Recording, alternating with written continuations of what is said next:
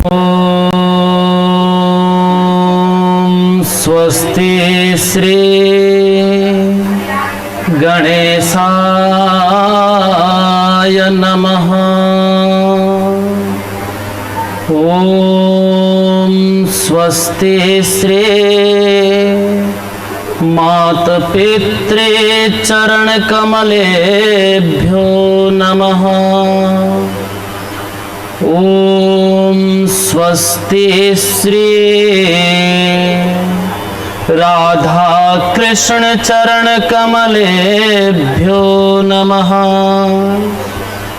ओम स्वस्ति श्री पूज्य गुरुदेव चरण कमलेभ्यो नमः। ओम स्वस्ति श्री कुल देवताभ्यो नमः। लंबोदरं परम सुंदरमेकदंतं रक्तांबरं त्रिनयनं परमं पवित्रम् उद्यादिवाकर करोज्ज्वलकायकान्तम् विघ्नेश्वरं सकलविघ्न हरं नमामि। नारायणं नमस्कृत्य नरं चैव नरोत्तमं देवीं सरस्वतीं व्यासं ततो जयमुदीरये। अज्ञानतिमिरान्धस्य ज्ञानाञ्जनशलाकया चक्षुरुन्मीलितं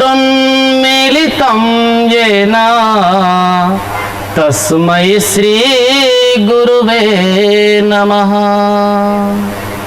जय जय श्री राधा रमण, जय जय नवल किशोर, जय गोपी चित चोर प्रभु,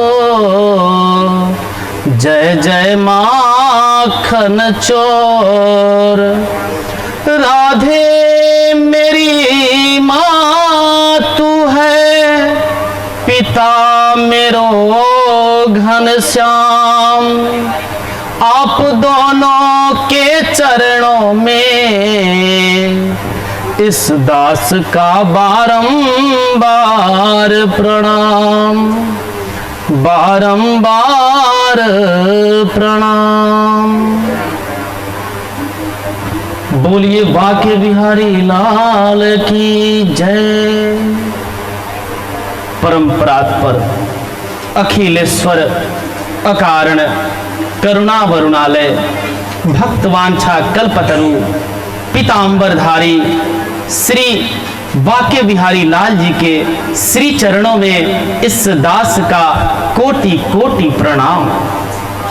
परम आराध्य लाडली श्री वृक्ष भानु नंदनी किशोरी श्री राधा रानी जी के चरणों में इस दास का कोटि कोटि प्रणाम। और मुझे अज्ञान रूपी अंधकार से निकालकर प्रकाश रूपी ज्ञान की तरफ ले जाने वाले मेरे परम पूज्य सद्गुरुदेव जी भगवान के श्री चरणों में इस दास का कोटि कोटि प्रणाम। और इस ध्वनि यंत्र के माध्यम से जहां जहां दूर दूर तक मेरी आवाज पहुंच रही हो, वहां के लोगों के हृदय में विराजमान श्री हरि गोविंद के श्री चरणों में इस दास का कोटि कोटि प्रणाम। और आसपास या दूर दूर के गांव से पधारे हुए मेरे दादा एवं पिता तुल्य और मेरे कंधे से कंधा मिलाकर चलने वाली मेरे प्यारे भाई बंधु एवं प्यारी प्यारी बहनें, और माता अनसुईया के चरित्र को चरितार्थ करने वाली आप सभी मात शक्ति को इस दास की तरफ से जय जय श्री राधे, जय जय श्री राधे, जय जय श्री राधे श्याम। बंधुओं, कहा गया है कि जब हमारे जन्म जन्मांतर के पुण्य उदय होते हैं ना, तब जाके हमें श्रीमद् भागवत की कथा श्रवण करने को मिलती है। जन्मांतरे भवेत् पुण्यम तदा भागवतम लभेत। जब हमारे जन्म जन्मांतर के पुण्य उदय होते हैं, तब जाके हमें श्रीमद् भागवत की कथा श्रवण करने को मिलती है। और आज वह समय हमारी और आप सभी की आई है, जो हम सभी इस कथा को श्रवण कर रहे हैं। तो आइए इस भागीरथी गंगा में हम गोता लगाते हैं, श्रीमद् भागवत की कथा श्रवण करते हैं। यह ऐसी कथा है ना, जो देवताओं को भी दुर्लभ है। यह कथा सुलभ है तो वो कहां, तो वो सिर्फ इस धरातल पे सुलभ है। बंधुओं, भागवत जी में जो विश्वास रखते हैं, जो श्रद्धा रखते हैं, जो भाव से पूजन करते हैं, कथा श्रवण करते हैं, उनकी सारी मनोकामनाएं हमारे प्रभु पूर्ण करते हैं। एक हमारे इसी भगवत भक्त पंडित जिनका नाम था श्री मदन मोहन मालवीय जी, वे भागवत में बड़ा ही श्रद्धा और विश्वास रखते थे। वो नित्य दिन भागवत जी की पाठ किया करते थे और उनकी कथा श्रवण किया करते थे। बंधुओं, एक दिन ऐसा हुआ कि मदन मोहन मालवीय जी को अकारण जेल हो गई और उन्हें जेल जाना पड़ा। जेल तो वो चले गए, लेकिन जेल में जाने के बाद भी वे भागवत जी का पाठ करना नहीं छोड़े। वे जेल में भी भागवत जी का पाठ करते थे। वे जेल के अंदर अष्टम स्कंद के तृतीय अध्याय के गजेंद्र मोक्ष का पाठ किया करते थे। बंधुओं, जब पंडित जी को जेल हुई तो उनसे मिलने के लिए बहुत वकील आए और वे वकील पंडित जी से बोले कि हे पंडित जी, हम आपको छुड़वा देते हैं।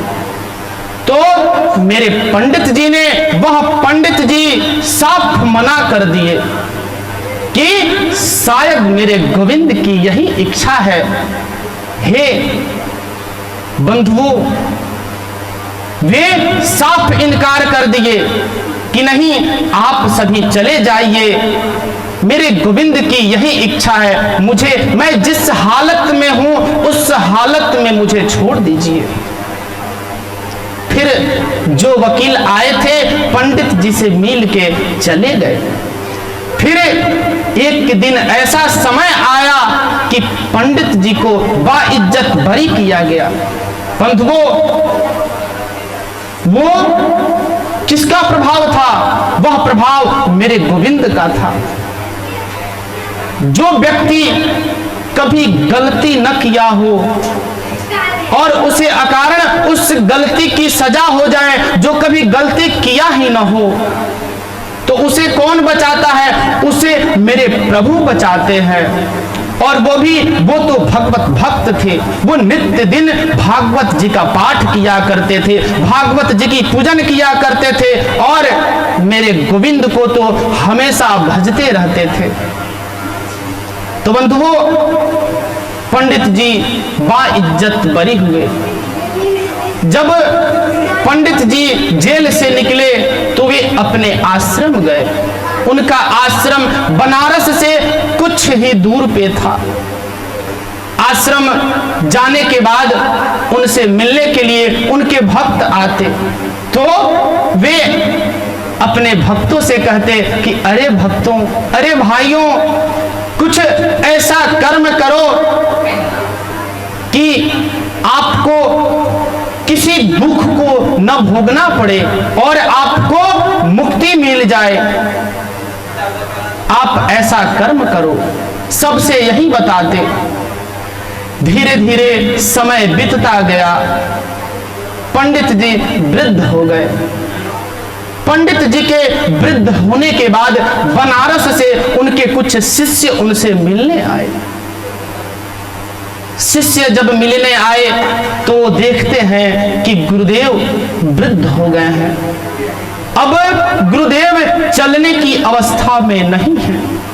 तो शिष्य गुरुदेव को प्रणाम करते हैं और कहते हैं कि हे गुरुदेव, आप हमारे साथ चलें, आप हमारे साथ बनारस चलें, क्योंकि बनारस में बाबा भूतनाथ भोलेनाथ हैं।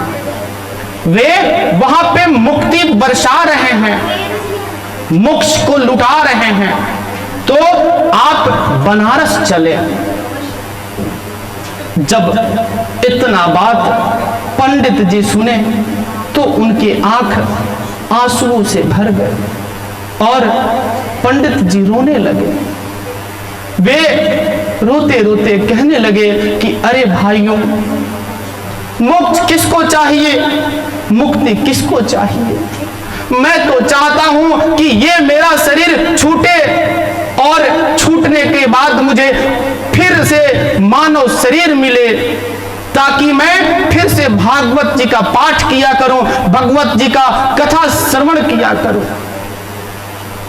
तो बंधु, ऐसे ऐसे महापुरुषों ने मोक्ष को ठुकरा दिया, यहां तक कि मुक्ति को भी ठुकरा दिया।